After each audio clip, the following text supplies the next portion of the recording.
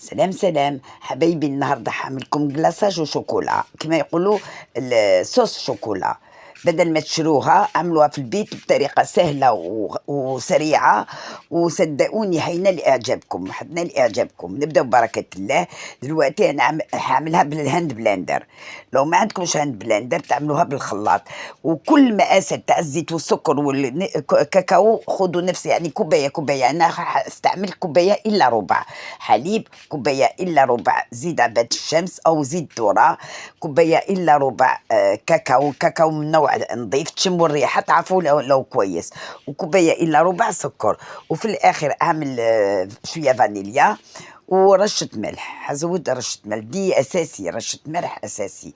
وأجيب الهاند بلندر واستعمل كأني بعمل مايونيز، هستعمله كأني بعمل مايونيز. هتشوفوا يطلع كل ما يرق كل ما يتقل. فوالا رشة ملح واجيب الهاند بلندر.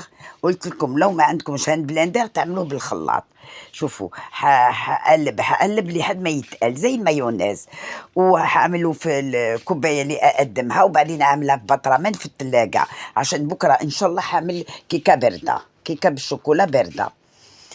بس ان شاء الله الوصفه هتعجبكم. دلوقتي هعملها في طبق تقديم، شوفوا تقيله ازاي وتطلع تحفة.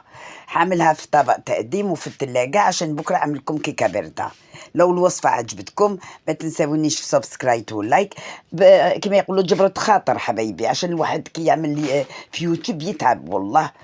الغسيل تاع المواعين والتقديم إن شاء الله الوصفة تعجبكم. أهم حاجة تشجعوني، وأقول لكم إن شاء الله بكرة أشوفكم في وصفة تانية.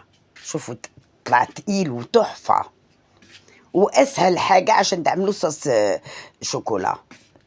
الصوص بالشوكولا اس اكسبريس كما يقولوا. شوفوا تحفه.